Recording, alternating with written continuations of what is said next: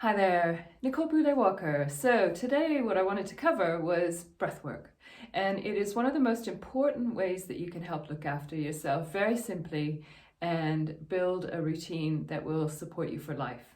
So when we get into an injury mode and we're in fight or flight, our body tends to be quite upright and we're breathing quite shallow. Our heart rate rises, our pulse rate rises, we're not getting enough oxygen through, so the body's not functioning very well at all.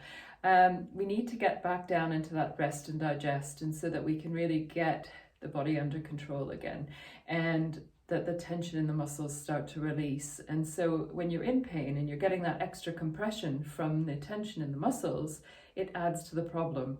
And so very simply, I'm just going to show you how you can use breathing to help yourself out. So the one way to do this, you can do this in seated, you could do it lying down. The one I'm going to show you is standing up. So we're going to use the wall for a bit of support. And so standing against the wall with your feet just underneath you, keep your bottom against the wall and the back of the head against the wall and your rib cage against the wall. Now, as we start to tip the chin down towards the chest, it's as though the head were so heavy. You're going to start to go down towards your knees with your hands. Now hold yourself in this position and just take the tongue up to the roof of the mouth and keep the jaw open slightly so your mouth will be closed. We want a nasal breathe for this. So you're going to take 5 in and out breaths through the nose. And they want to be long, slow, silent breaths. And every time you breathe out, you want to feel that the rib cage and hip bones are getting closer together. And that you want to feel some expansion around that lower ribs when you breathe in. So you're engaging your diaphragm.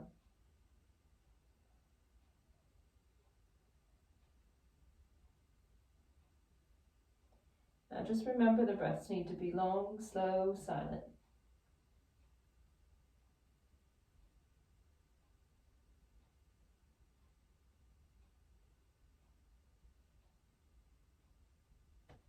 And just 2 more of those breaths.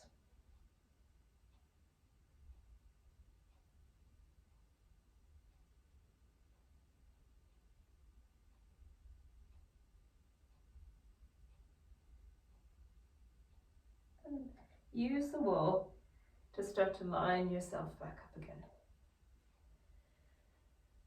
Just notice how you feel. How much of your rib cage do you feel against the wall? And so when the rib cage is lifted up and we're elevated, we start to have quite a big hollow in the lower back. And when our rib cage drops down, we feel like we've got better contact there. So it's really important to use that feedback to let you know what changes that you've made. Now, when we're breathing into the diaphragm, when we take that in breath, our lungs are expanding, and so the diaphragm needs to move down to get out of the way.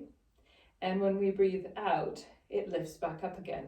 And so when we are under stress and we're breathing into our upper chest, we don't get that diaphragm movement. And so that diaphragm really affects quite a lot. It impacts on your pelvic floor.